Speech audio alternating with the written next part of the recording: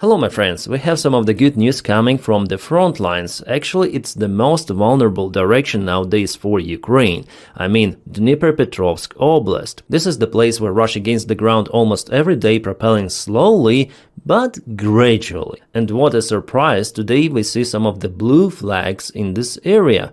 One and the other one. And we have the real image confirmation from Verbova village, the place where Russians entered with the small sabotage groups placing their flags. But now Ukraine started its counteroffensive and our guys are spotted in the same place. And who is out there? 110th Brigade. They are very capable. I told about them in my recent videos that they've been deployed to a specific place and they already use some of the FPV drones to target Russian flag carriers here in Verbova, and not only, so it was the preparation before the infantry assault towards the same settlement. Yeah, sometimes as we see Ukraine also has losses. For example, this vehicle, for example this pickup truck I guess was hit by Russian FPV drone. Yeah, it's not a pickup truck, it's the Humvee vehicle. You can see our guys evacuated from the vehicle. It was disabled with the first drone and later on Russians finished it.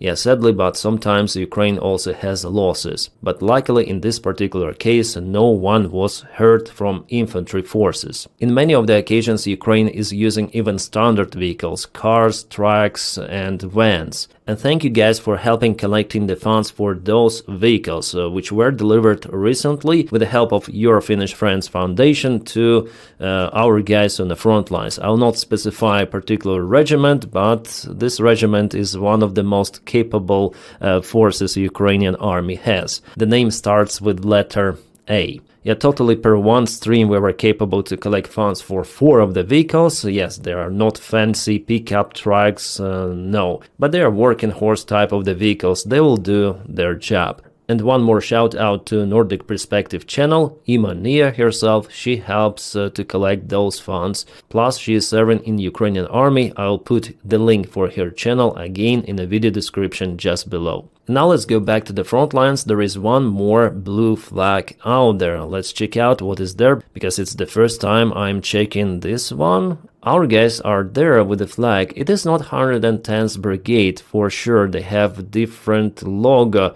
It is 23rd Ukrainian Motorized Brigade. This place is being geolocated, and if our guys are staying there with the flag, it means that this area is more or less safe. And for now it is actually placed in the gray zone. This is the village of Sosnivka, but nevertheless I see the positive movement of Ukrainian army in attempt to stop this big Russian assault. Russians in general are very effective in this direction, but recently Ukraine sent some of the reinforcements and maybe Russians could be slowed down or in the best case scenario stopped completely in this direction. And we also have the confirmation from the NOAA reports that Sosnivka, Voronezh even and Sechneva were liberated by Ukrainian army. So actually Ukraine went even here according to those reports, but I don't have the real drone evidence. But probably there is the information shared about Ukrainian presence in this direction.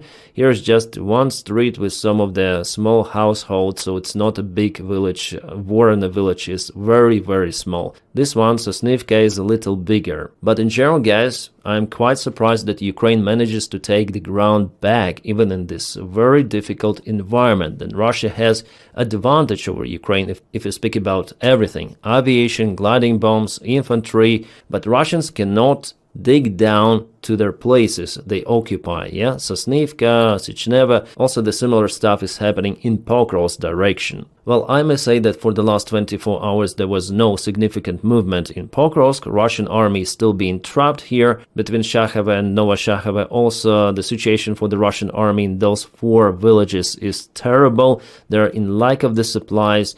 And I expect the same outcome for them as here in the coming even days. Maybe I'm too much optimistic, but I read some of the Russian military bloggers, analytics, and they're just screaming about their disastrous situation in Pokrovsk-Dobropilya. So after all, I don't think it was a good idea for Russians to even start this offensive maneuver towards Zoloty Kolodets. And the Pokrovsk town is still over here. It's been controlled by Ukrainian army for a very long time. And I was kind of pessimistic, telling the last autumn. I guess it was November. I thought that probably in December or January Russians will manage to occupy Pokrovsk. And let's go to November, yeah, 2024, for example, this day. So I was telling here that probably this winter Russians could occupy Pokrovsk. Well, definitely they propelled forward, they increased those kind of the bridgeheads around, but still Pokrovsk, Mirnograd are under Ukrainian control. I didn't expect that Russians may bog down around those settlements for such extensive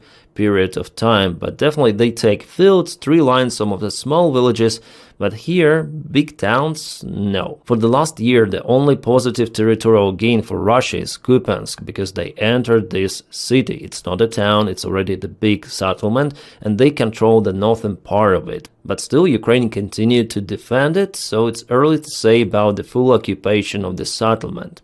And if we go to Toretsk, you can see that the part of the town is still in a gray area, which is absolute craziness of how Ukraine may defend Toretsk for such extensive period of time, and still Russia fails to propel towards Konstantinovka for many months, and they are unable to occupy even Chasiv Yar fully, because there are some of the districts, as you may see, which are in the gray area. Russian army is again not very capable for its size, because Russian command is in lack of competence, absolutely. The Russian military system is not working well at all. I guess if Ukraine had those kind of the resources as Russia, the fights would be happening in Moscow. Alright, Sumy Oblast Noel report says that the fights are ongoing now in Alexeyevka. So just right now there are fights ongoing, very heavy fights. Russia tries to send some of the reinforcements, but Ukraine also has backup. We'll see how it goes in a couple of days.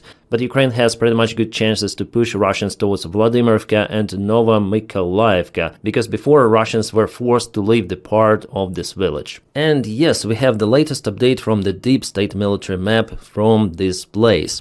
This is the screenshot from their Telegram group. Let's go to the map itself. Where is it? Come on, deep state. Maybe they don't have it for the English version. Let's go to Ukrainian one. Yeah, it is glitching. What is happening? Okay, well, finally on Telegram, this is their Telegram group. Okay, they confirmed that Sosnivka and nearby territories were cleared by Ukrainian defenders. So, yeah. So soon they're gonna update it on their main source, deep state military map. Yeah.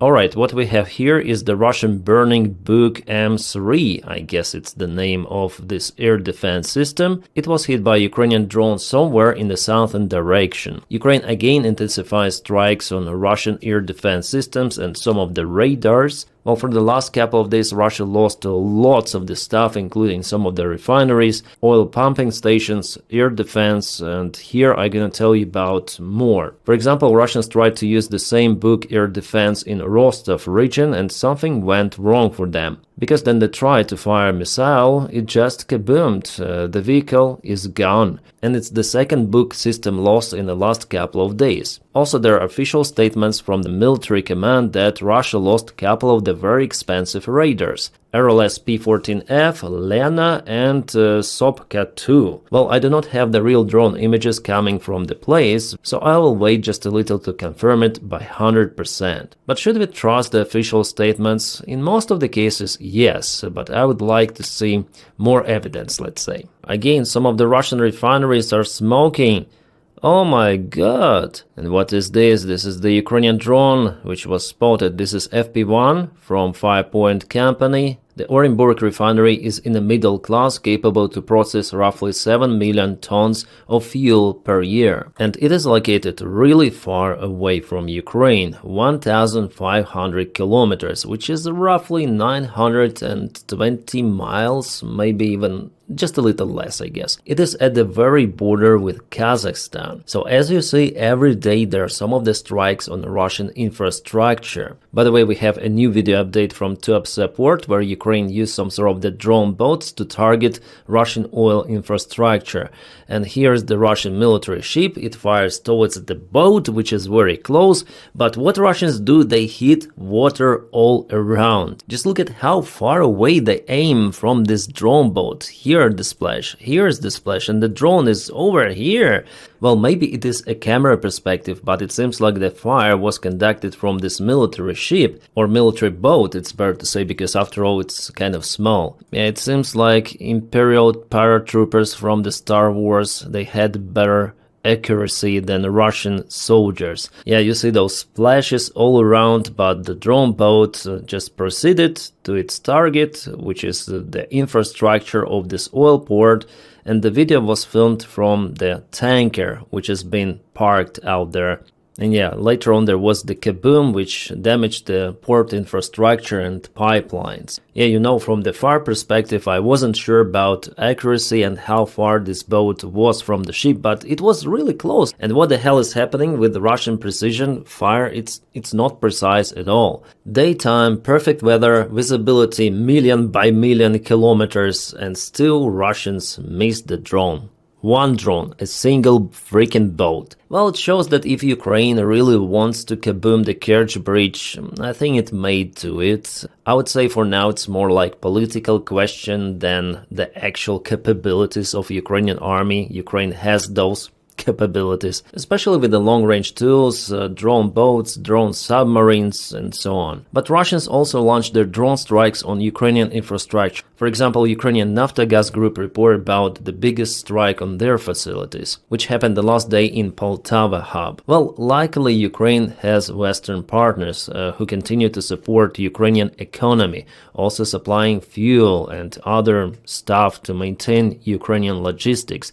But at the same time, Russia intensified the strikes, especially during this cold weather period already. Winter is coming very, very soon, and Russians already created several of the blackouts, including nuclear power stations. Oh my god, 6 million rubles for a Russian soldier, for a single Russian soldier who would sign the contract with the Russian army. $73,000 just for a signature. This is, I guess, Voronezh Oblast. Yeah, obviously Russian volunteers are going to join the Russian army. Still, they have those, because Russians, they live in poverty. For them, 6 million rubles, it's like from alternate reality. So they risk with it. They join the Russian army. Still, yeah, there are less volunteers than before, than the previous year. But 6 million, 73,000, come on, per one soldier. Yeah, there are the cases then Russians do not obtain those money. They are put it right away on the front lines in the first couple of weeks. And that's the idea for Russian army in general, to throw them as fast as possible to Ukrainian positions. But in majority of the cases, definitely Russian army pays those money. Crazy money, absolutely. Despite all of the bad situation with the Russian economy, and by the way, Putin said that they're gonna rise some of the taxes by at least 2% the next year, and they do it just to sustain those crazy salaries, yeah, for Russian soldiers. It's a one-time payment, but it is very big. This was filmed in Leningrad Oblast, not far away from St. Petersburg. Russia is sending their reinforcements, probably even to Ukraine. There are lots of the artillery systems, like for example self-propelled Msta-S, and this is Getsint-S. Also some of the Russian soldiers together with a small generator. So yeah, probably Ukraine should also focus to disturb Russian logistics behind the front line, railroad connections, because Russia uses this stuff to deliver supplies, but it could be delivery not to Ukraine even, but close to NATO countries. For the last couple of years, Russia reorganized and reinforced their group in Leningrad Oblast, because it's bordering Finland. Oh my, Russian soldiers, Russian millionaires are going to storm Ukrainian positions. Those are not the crutches, this is the exoskeleton of the 21st century. Guys, if you want to support the job that I do here on YouTube, please follow me on Patreon. I'll put my link for Patreon right in the video description below, or you may support me joining the membership of this YouTube channel. Without your support, I wouldn't be able to make it my full-time job, so thank you again so much. And I wish you all a peaceful sky wherever you are. Have a great time.